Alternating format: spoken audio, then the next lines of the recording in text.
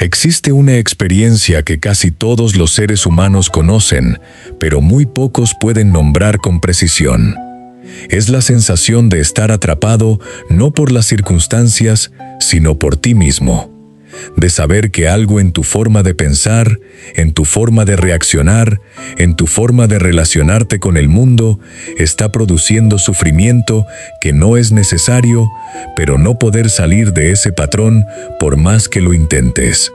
Es como estar dentro de un laberinto cuyas paredes son tus propios pensamientos y cuya salida, aunque existe, no puedes ver porque llevas demasiado tiempo convencido de que el laberinto eres tú.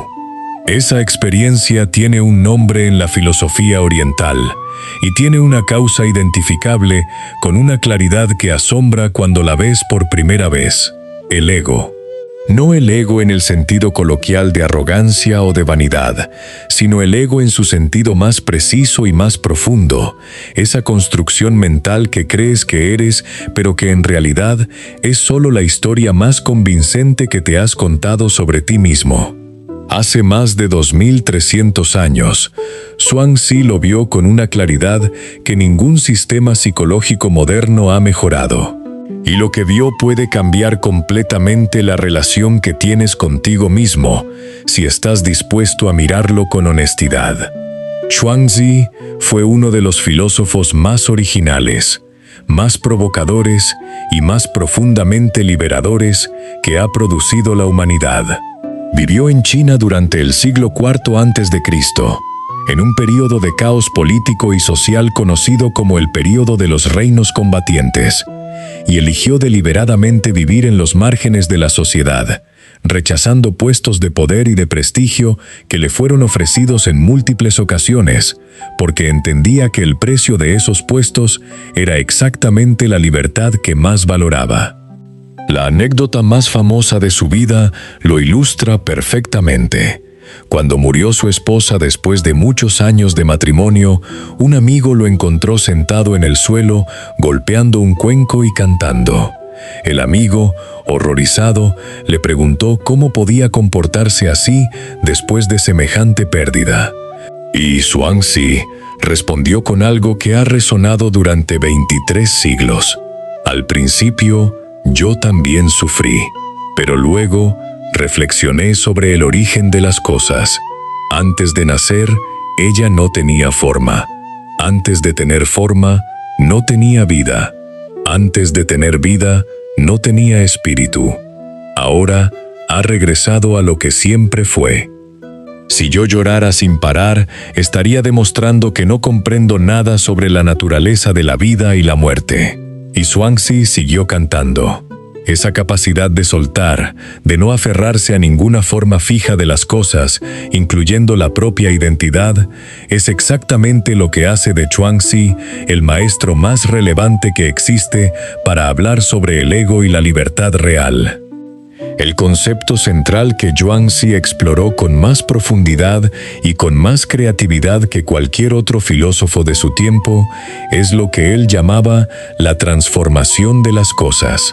La idea fundamental es esta: nada en la realidad es fijo, todo está en constante transformación. El agua se convierte en vapor, el vapor en nube, la nube en lluvia, la lluvia en río, el río en mar. La semilla se convierte en árbol, el árbol en madera, la madera en ceniza, la ceniza en tierra. Todo fluye, todo cambia, todo se transforma, sin dejar de ser en ningún momento parte del mismo proceso continuo que llamamos vida.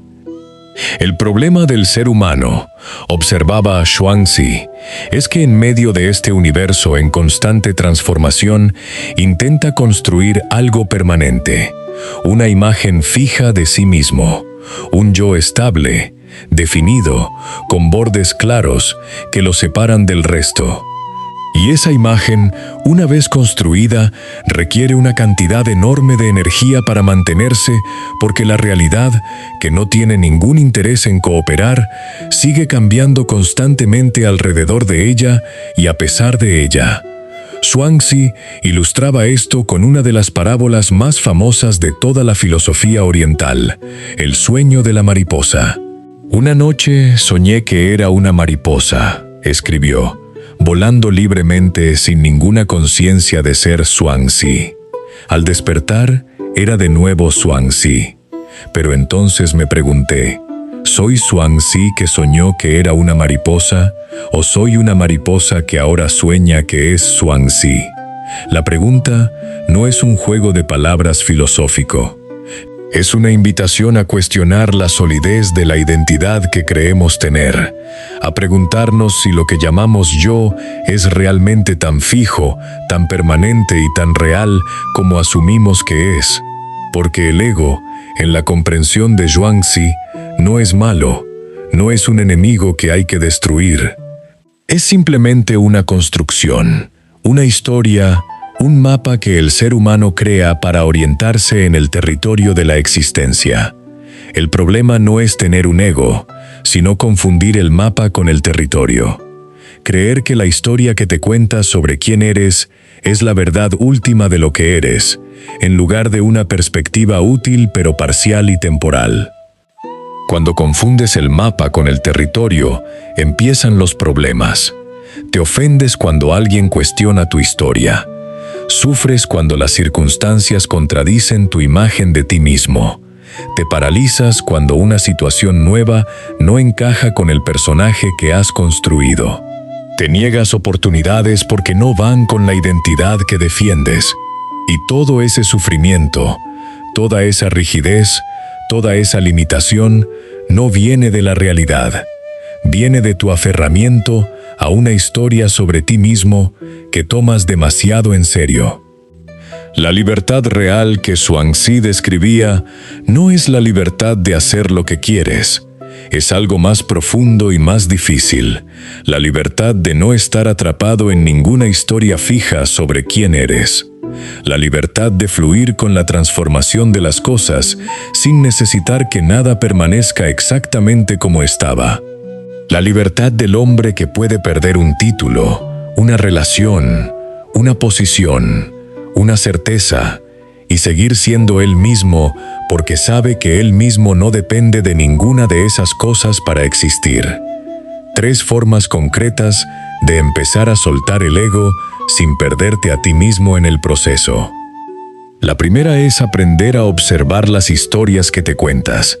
El ego no es visible directamente, pero sus historias sí lo son.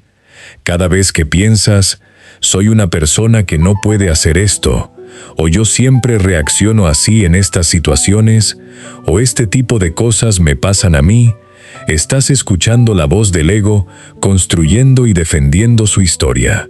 El ejercicio de Zhuangzi era simple. Cuando notes una de esas historias, en lugar de creerla o rechazarla, simplemente pregúntate si es completamente verdad. No si tiene algo de verdad, sino si es completamente y absolutamente verdad. Casi nunca lo es. Y en ese pequeño espacio entre la historia y la verdad, vive la libertad. La segunda es practicar la identidad fluida. Esto no significa no saber quién eres.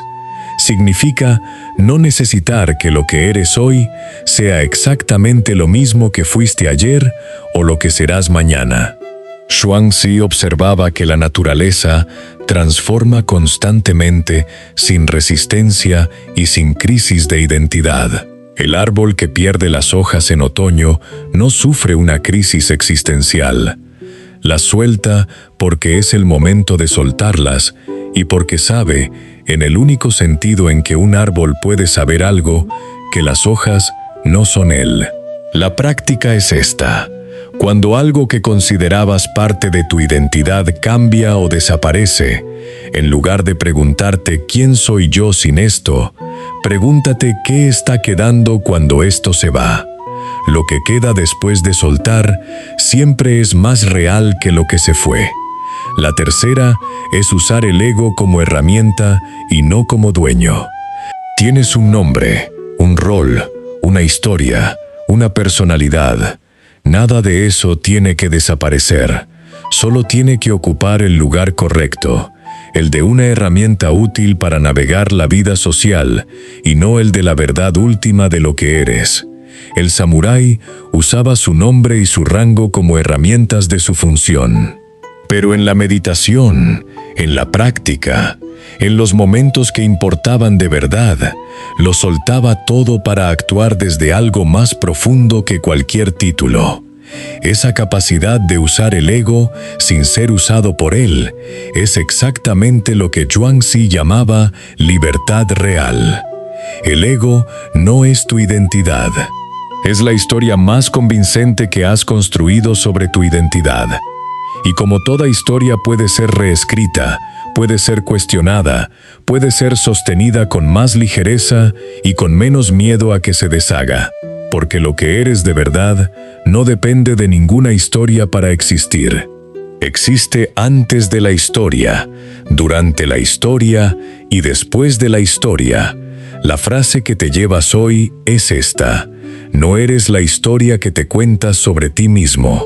Eres el que puede cambiar esa historia en cualquier momento. Y la pregunta que te dejo es esta: ¿qué historia sobre ti mismo llevas demasiado tiempo tomando demasiado en serio? Si este video resonó en ti, el siguiente paso está en El Monje Anónimo. Zhuangzi no buscaba seguidores, buscaba personas dispuestas a volar.